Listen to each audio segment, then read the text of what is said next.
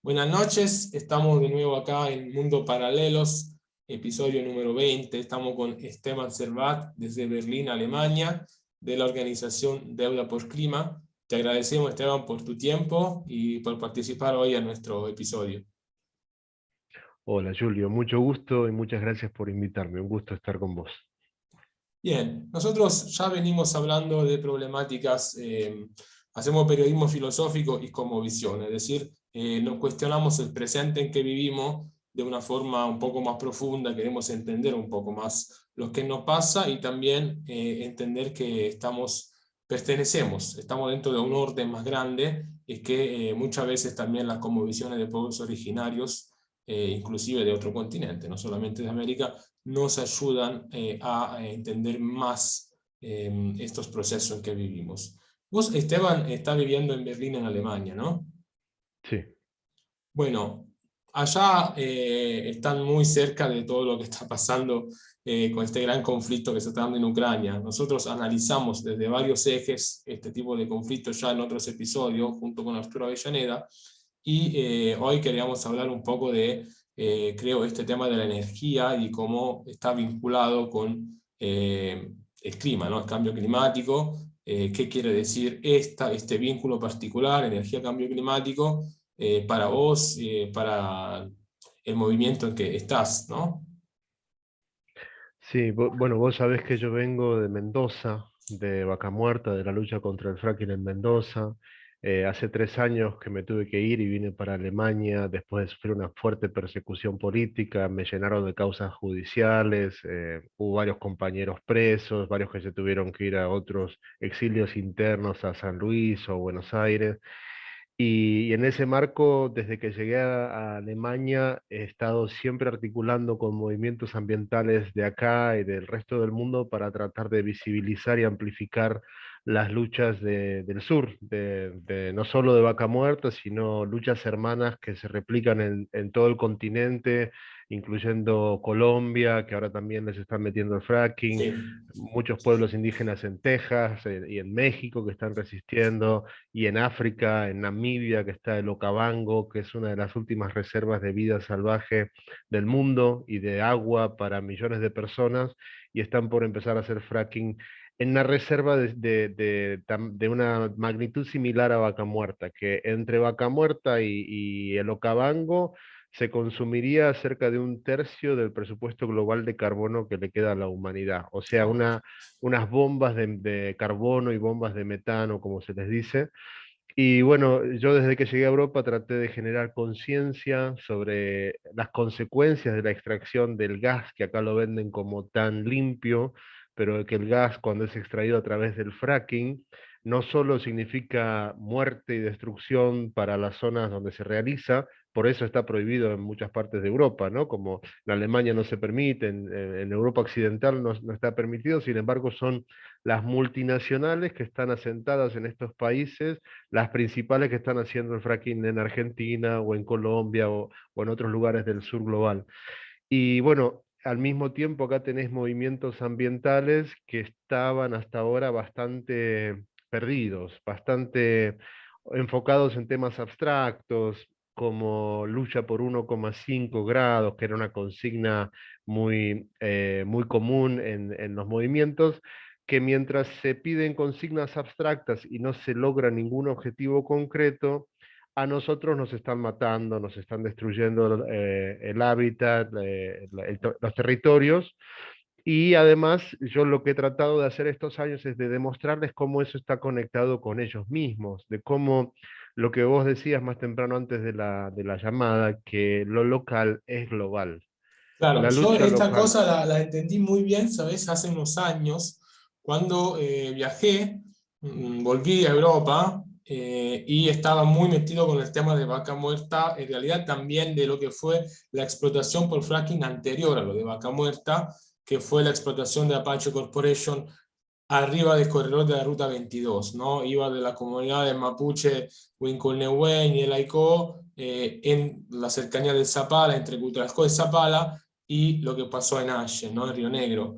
Esta cosa yo viajé a Europa y me invitaron justamente en dos ocasiones. Una fue en Rumania, en Pungesti, un pueblo donde Chevron había querido meter un pozo de fracking que terminó muy divertido porque le prendieron fuego a la casa del intendente directamente. Así que eso fue cómo terminó el pozo de fracking de Chevron en Pungesti.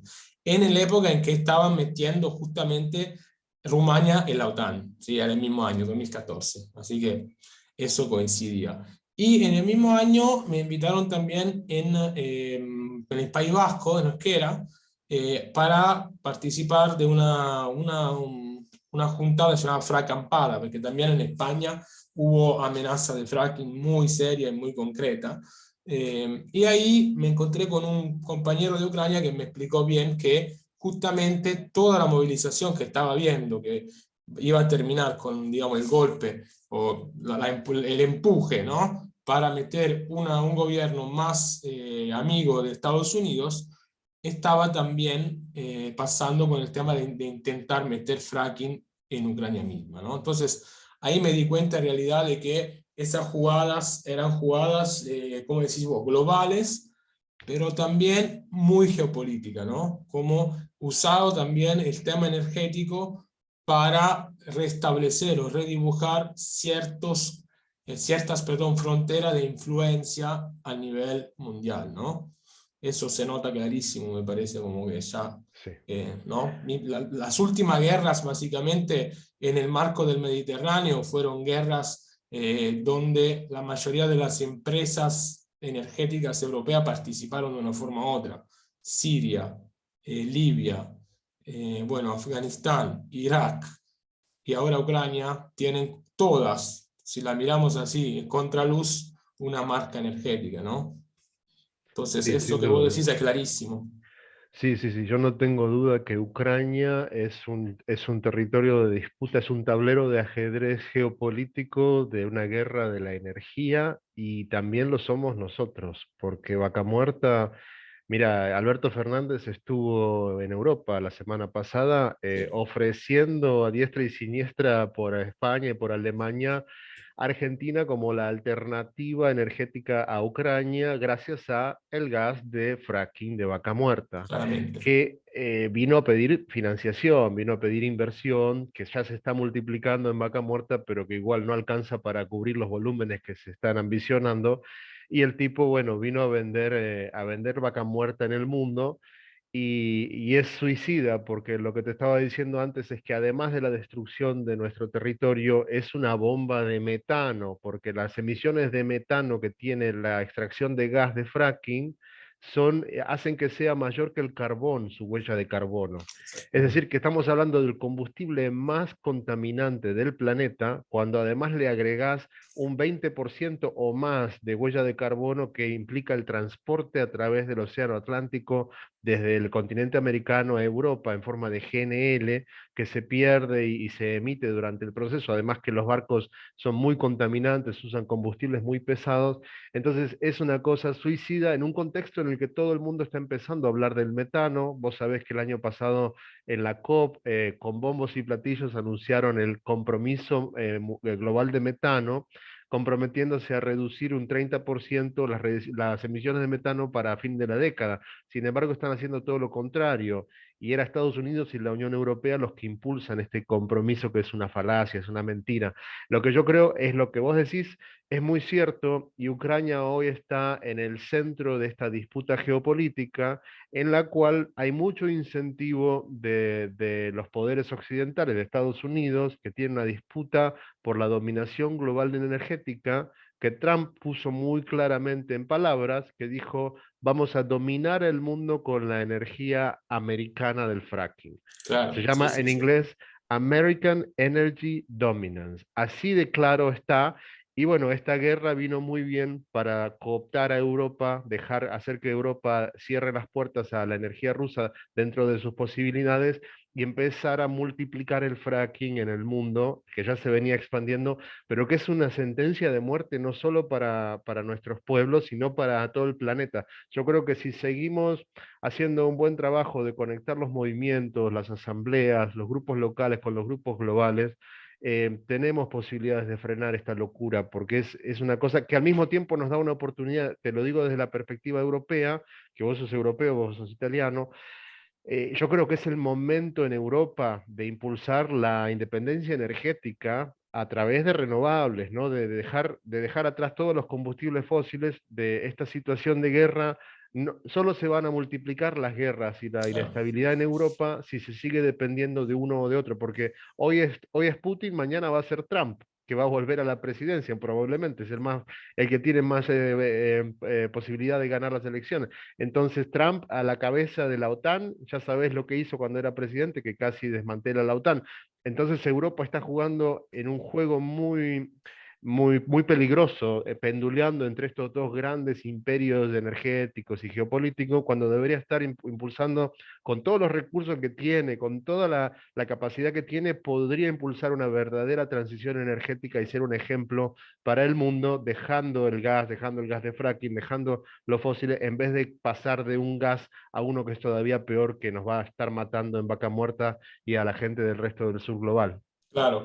Acá hay un par de cosas que me parece como que no hay, o sea, está exactamente como está describiendo la situación. Yo haría solamente puntualizaría sobre un par de cosas. Una, el tema que vos nombraste de la visita de Alberto Fernández a Europa. Lo vimos en una charla también con Otto Scholz, con el presidente, perdón, el canciller de Alemania, el jefe del gobierno de Alemania, también con Pedro Sánchez ofreciendo, bueno, el gas y también pescado, por ejemplo, ¿no? También comida en un país que está en una crisis fuertemente energética y también alimenticia, porque hay un 37% de hambre en Argentina, no lo olvidamos, esto oficial. Lo que yo te quería decir también, y nosotros esto lo estuvimos ya debatiendo en nuestra columna, que en realidad el tema importante, creo, de esta crisis energética que estamos viviendo es el desanclaje del petrodólar respecto a los fósiles y los combustibles, digamos. Entonces, esa movida que también hizo Alberto Fernández me parece muy desgraciada, porque fue a buscar financiación en dólares, que es una divisa que está cayendo y que realmente se está como empezando a devaluar por el tema justamente de su exceso de emisión. Entonces, ya el valor digamos, de la divisa perdió su valor petróleo, digamos, ¿no? Para decirlo de alguna forma. Pasó de un valor ahora a un valor petróleo durante muchas décadas, del 72 hasta hoy, y hoy justamente ya está perdiendo esto. Entonces, ya ofrecer este tipo de negocio para Argentina realmente es una especie de suicidio, básicamente, desde mi punto de vista, desde el punto de vista financiero, porque ya hay otra manera de intercambiar bienes de primera necesidad. Ayer estaba leyendo que Irán y Cuba van a cerrar un acuerdo de intercambio de bienes. No hay plata de por medio. Entonces, también pensemos esto, ¿no? Desde un punto de vista. Y la otra cosa que no sé si vos estás de acuerdo con esto que te estoy diciendo, como pensás, o hay Sí, yo creo algo más que para agregar.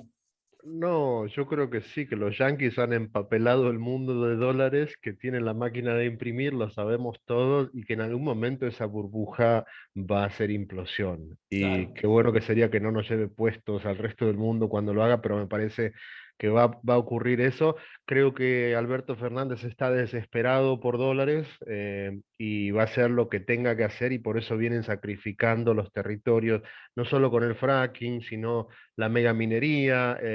Ahora en Mendoza están por meter otra vez la megaminería. Están tratando de hacer una zonificación minera, una excepción a la 7722 en Malargüe. Entre gallos y medianoche, los medios no dicen nada y es posible que la semana próxima o la otra hagan el intento de la legislatura, Julio, a uno o Terrible. 2 años del Mendozazo, como Claro, que no claro. hubiera pasado. Después Y el a pocos meses del chubutazo. chubutazo también, como El que ya como... chubutazo, y te aseguro que no van a esperar mucho hasta volver a intentarlo, porque no se dan por vencidos, porque les vale mucho más los recursos económicos que hay ahí bajo tierra que la vida de la gente que ocupa los territorios. Después tenés el Atlanticazo, o Claro, y sea, espera, sobre todo también el futuro del territorio, porque a ver, esos son recursos que una vez que los explotás, después no te queda nada. Pero yo la verdad que también tengo una mirada bastante, entre comillas, espiritual de la ecología, no solamente científica.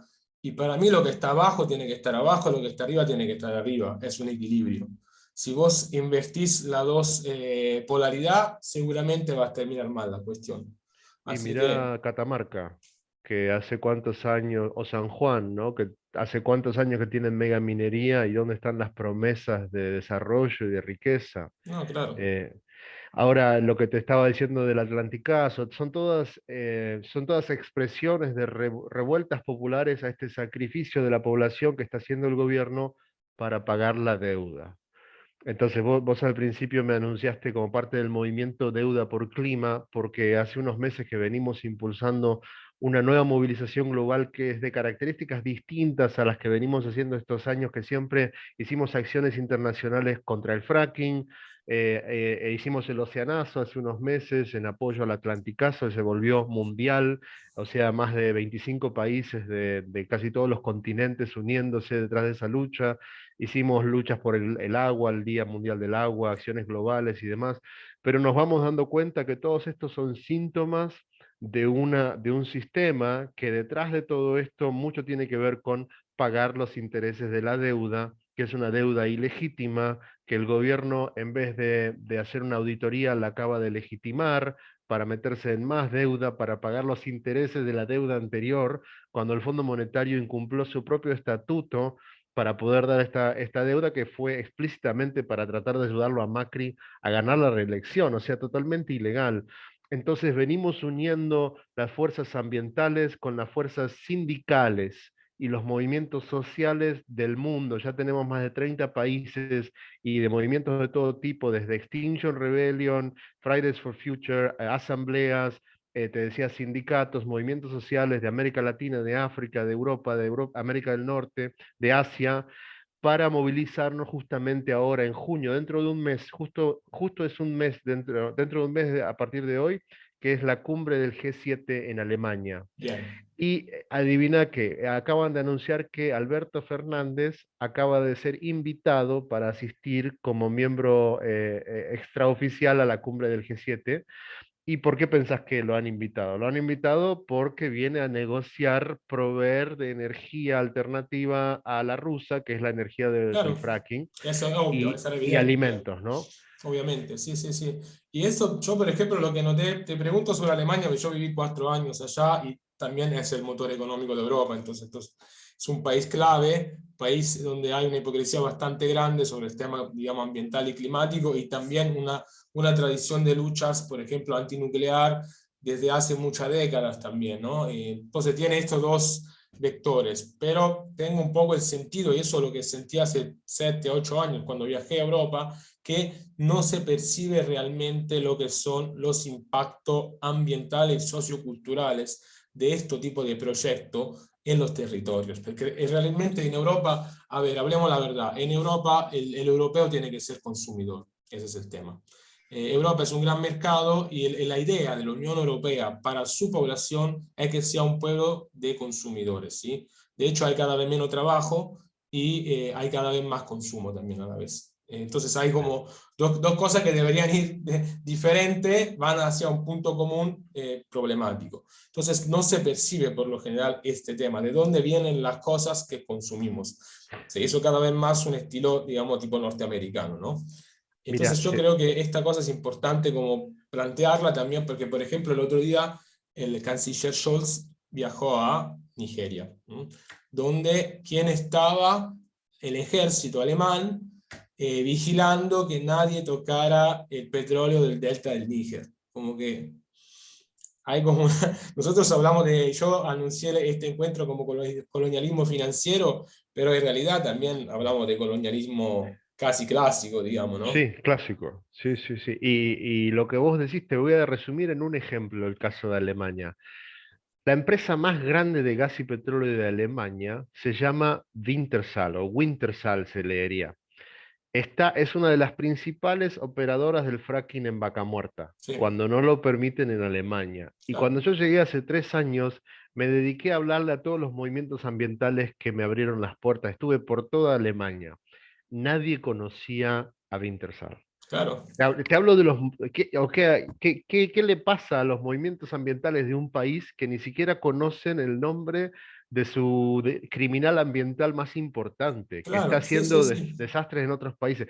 Ese es el nivel de alienación y de ignorancia. Están perdidos en temas abstractos. Bueno, ya no, porque logramos que Wintershall ahora se ha transformado en un tema importante en la agenda ambiental de Alemania, pero además el país más importante de Europa no conoce, es como que en Holanda no conocieran a Shell o Claro. que en Argentina no conozcan a YPF, ¿viste? Es como muy, muy absurdo. Sí, sí. Bueno, en Italia, por ejemplo, lo de Eni es bastante conocido, pero gracias a organizaciones tipo, no sé, Recomon o otras, Sur también, que se empezaron a plantar sobre este tema. Y hay una organización Sur que trabaja muy bien en Italia, que son todas personas que se formaron en Perú, en Ecuador, trabajando en la cooperación internacional cuando Italia tenía, digamos, una buena red de eso, ya ahora no tiene más, y se dieron cuenta que en realidad en el mismo país, no solamente afuera, en el mismo país italiano faltaban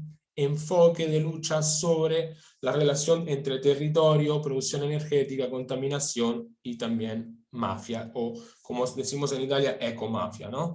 Entonces, ya tenemos como, en Europa hay mucho para trabajar todavía sobre esto. Imagínate que yo te hago el ejemplo de Italia porque eso es muy, muy contundente. En Italia se hizo un informe hasta 2014, se llamaba Informe Sentieri, era un relevamiento territorial que marcaba por cada región, son 20 en Italia las regiones, como las provincias acá, los lugares de alto impacto ambiental, dividido por dos categorías, uno de súper alto impacto ambiental y uno un poco menos, y cada región tenía un efecto, digamos, se registraba el efecto sobre la salud de la gente, sobre todo, ¿no? Bueno, ese informe hecho por el Ministerio de la Salud se dejó de financiar en 2014. Se puede tener la última versión en internet, se consigue, pero después no hubo más. Y de casualidad, los lugares que más fueron afectados por el COVID en Italia fueron los lugares donde más problemas había, tanto de emisiones como también de contaminación general del territorio. O sea, la Lombardía, Brescia y Bérgamo sobre todo. Entonces, eso después, cuando uno empieza a unir estos puntos, ya te empieza a aparecer el dibujito que está atrás, ¿no? Pero son cosas que son súper importantes y muchas veces por ahí no se la relación entre ellas y te dan un poco realmente la idea de lo que está pasando. Otra cosa, como decía vos ahora, es activar. Eso cuesta mucho más, ¿no? Pero bueno, por lo menos tener una idea de las cosas que pasan. Y que lo local es global, como bien Exacto. dijiste vos. Y a menos que las luchas las logremos unir, es muy difícil dar una batalla contra un sistema global, un capital que es global, unas multinacionales que no tienen fronteras, darle la batalla desde un pueblito aislado o desde una Exacto. provincia aislada. La única salida a este laberinto es unirnos a nivel global, pero como te decía de esto de deuda por clima, es unirnos también más allá de las fronteras ambientales. Hay que trabajar con los grupos. En Europa se entiende muy claro eso, que la única salida es que logremos sumar a los trabajadores, a los movimientos sociales, a generar una gran coalición. Y eso lo estamos encontrando que es posible al unir el tema de la deuda con el clima, porque Argentina es un caso emblemático de la deuda, pero no es el único.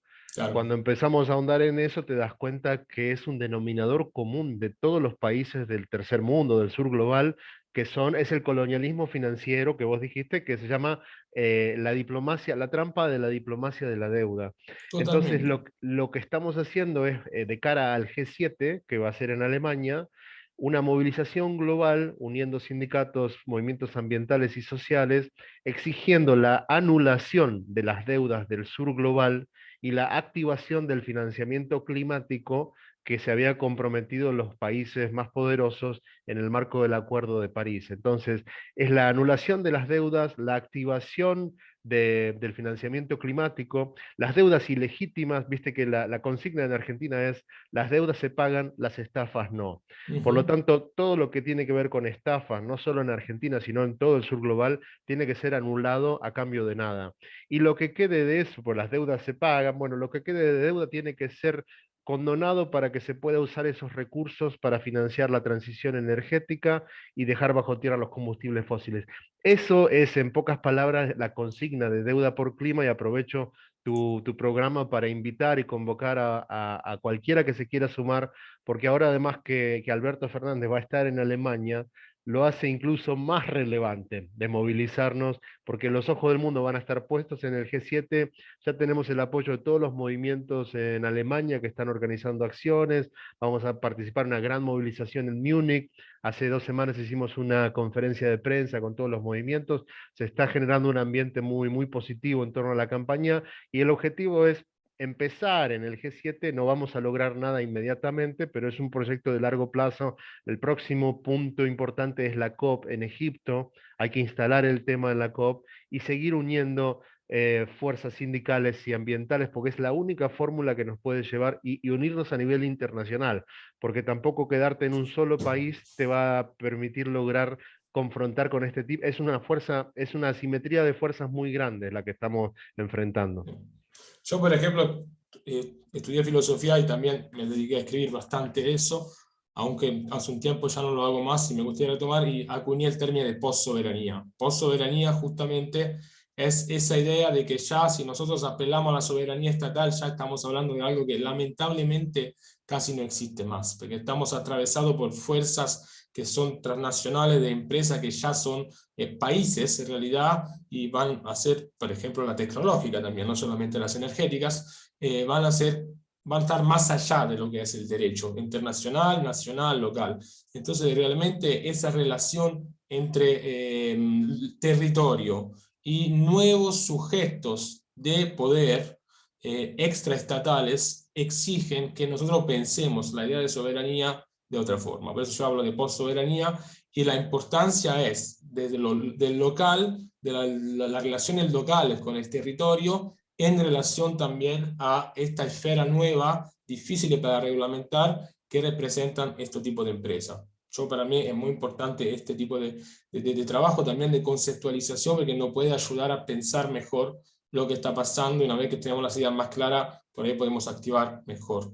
Yo te iba a hacer una pregunta, porque ya se está acabando el tiempo, tenemos 7 minutos y ya va. ¿Cuál es un poco la idea de la financiación climática? O sea, ¿cuáles son los compromisos que se tomaron para que el sur del mundo pueda reconstruir un poco el tejido energético de una forma no impactante? Nosotros acabamos de hacer un episodio sobre el tema del hidrógeno verde, va a ser un desastre acá también. Quieren meter 650.000 hectáreas de palas eólicas sin estudio de impacto ambiental, sin consulta previa vinculante, y esta energía se va a ir. Entonces, ¿cuáles son las ideas que circulan un poco, como para entender hacia dónde tenemos que mirar? Bueno, mira, los países más desarrollados, los países del G7, que son las 7 economías más poderosas del mundo, que son, vale la pena aclararlo, son quienes gobiernan al Fondo Monetario y al Banco Mundial, ¿no? Porque tienen la mayoría de los votos. Se comprometieron en el Acuerdo de París a aportar 100.000 millones de dólares anuales de financiamiento a los países del sur global para ayudarlos en la transición energética. Sin embargo, mucho de eso es a través de préstamos, con lo cual te seguís endeudando. No es un aporte como debiera ser a cambio de nada, y además ni siquiera lo han cumplido. Ha quedado muy por debajo de las metas. Entonces, es más de la misma hipocresía que en papel, lo mismo que te decía más temprano del acuerdo global de metano, el compromiso global de metano, que se comprometen para parecer, ¿no? Aparentar que están haciendo algo en papel, cuando en realidad están profundizando el colonialismo, la extracción, la expoliación de nuestros territorios.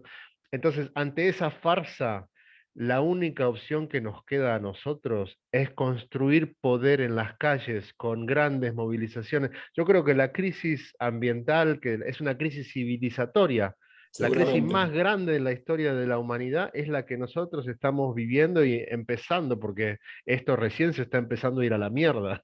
Sí. Así como es la Bueno, hoy crisis la más ONU grande. decía que en 2030 va a haber 2 catástrofes por día ambientales. La ONU lo dijo, así que... Yo creo, Julio, la verdad, muchos hablan de 2050, ¿viste? Yo creo que esta década es la que nos jugamos todo. Sí, En sí, esta década hay que jugarse todo porque después va a ser irreversible. sí, Y la única esperanza que tenemos nosotros es la unidad de un movimiento. Tenemos la oportunidad de construir el movimiento de masas más grande en la historia del mundo. Realmente unirnos, los trabajadores, los ambientalistas, los movimientos sociales, porque todos tenemos el mismo interés que es defender la vida. Y del otro lado hay un grupo pequeño de poder concentrado financiero, corporaciones de energía fósil que están conspirando sí. deliberadamente contra la existencia de la humanidad, contra la Y supervivencia no de la solo de la humanidad humanidad, también de otras y especies, todo el ¿no? planeta, por supuesto, sí, todo, de todas las especies, en pos de maximizar las ganancias hasta el último día que les sea posible. Claro, Le están declarando la guerra a la vida y eso es lo que tenemos que asumir que tenemos del otro lado, que es lo que nos va a permitir unirnos como tenemos que unirnos, porque unirse duele, unirse es y sí, difícil, porque vos y yo nos podemos unir, que tenemos mucho en común, pero cuando tenés a alguien que no es como vos, que viene de otro claro, mundo, que tiene otras ideas, es muy difícil. Entonces hay que entender la gravedad de la crisis y el tamaño, la dimensión del enemigo que tiene la vida sobre la Tierra para poder unirnos. Eso es lo que estamos tratando de hacer con Deuda por Clima, que no va a solucionar todos los problemas, pero empieza a sentar algunas bases para tender puentes entre estos mundos tan distintos que son los mundo ambiental, el mundo sindical, porque detrás de todo está la anulación de las deudas y la acción climática. claro. Bien, última pregunta, Esteban, tengo 3 minutos y medio, así que, ¿cuáles son las dificultades que estás encontrando en tratar de hacer ese entramado? ¿Cuáles son las Bueno, cosas sobre que hay que trabajar más? Bueno, mira, una de las dificultades más grandes que yo encuentro en Europa es el eurocentrismo, que no te lo tengo que explicar a vos, que seguro que No, que lo yo, entendés. para mí es el problema más grande en Argentina también, así que tenemos casi el mismo problema, solo que acá es Bueno, más grande aún porque no es Europa esto, así que, interesante eso que decís. Es verdad, soy originalmente de Buenos Aires y en Buenos Aires, la ciudad de Buenos Aires, creo que es un ejemplo de eso que decís vos, lamentablemente. Pero ese cassette eurocéntrico es muy tóxico porque muchos de los problemas que estamos enfrentando son consecuencia de este tipo de pensamiento, ¿no? sí, Y no van a salir las soluciones del mismo lugar de donde salieron los y problemas. no, Pero hay ese eurocentrismo los hace pensar que acá tiene que ser quienes solucionen todo y el sur global no existe. Pero bueno, los movimientos son más progresistas, están más avanzados, los movimientos ambientales, y empiezan a entender la necesidad de trabajar coordinadamente con la gente del sur, que son los que tienen las luchas de supervivencia, los que tenemos claro, la autoridad moral sí, para sí. avanzar en la lucha. Sí, Porque también acá la por lo general urgencia, son digamos, ¿no? la La cosa más urgencia. cierta. Acá son chicos de clase media, blanquitos, privilegiados, y a veces les es muy difícil hablar con los trabajadores o llegarle a otro tipo de sectores de la sociedad. Bueno, la gente de que está en la primera línea contra el fracking y la minería, eso le podemos contar historias que son urgentes de que las escuchen porque acá tienen el consumo de esos productos y además las corporaciones que están haciendo estos desastres. Eso es una de las cosas más difíciles. Y luego es tejer mundos tan separados, ¿no? Como los mundos sindicales y los mundos ambientales Claro, no tienen muchos puntos en común y no, y son burbujas distintas que hay que empezar a conectar, pero se está dando de muy buena manera porque creo que todos entienden la urgencia del momento y entienden claro. el potencial de semejante paso que todos tenemos que ceder un poquito para unirnos en esto. Sí, también un poco la envergadura, ¿no? Del problema, porque la verdad que hay urgencias y urgencias, ¿no? Y yo creo que también el mundo sindical está vinculado de alguna forma a la producción del capitalismo, o sea, nace desde ahí, como reacciona a eso. Y entonces en un momento tienen que realmente empezar a ceder un poco la cuestión de que ese capitalismo hay que de alguna forma realmente reformarlo de una forma, sino inclusive tratar de borrarlo, porque la verdad que hasta ahora lo que generó son un conjunto de problemas muy grandes, como que no podemos más pensar que la producción de riqueza venga de la misma manera, lo que decíamos antes. ¿Dónde está el problema? No puede estar la solución, me parece. Julio, es una buena pregunta para seguirla charlando. Nos queda menos de un minuto ahora, ¿no? Sí, escúchame, nosotros vamos a volver a hablar cerca de la cumbre, ¿no? en un Dale, mes. dale. Nos vamos a Cuando encontrar quieras. de vuelta y así nos vas a contar mejor. Y por lo pronto vamos a difundir también la página deudaporclima.com.org. .org, muchas gracias. Sí, Bueno, yo la punto voy a .org. poner en el YouTube en la nota, así la gente puede entrar desde ahí. Dale, dale, Bueno, gracias. Esteban, muchas gracias, súper interesante y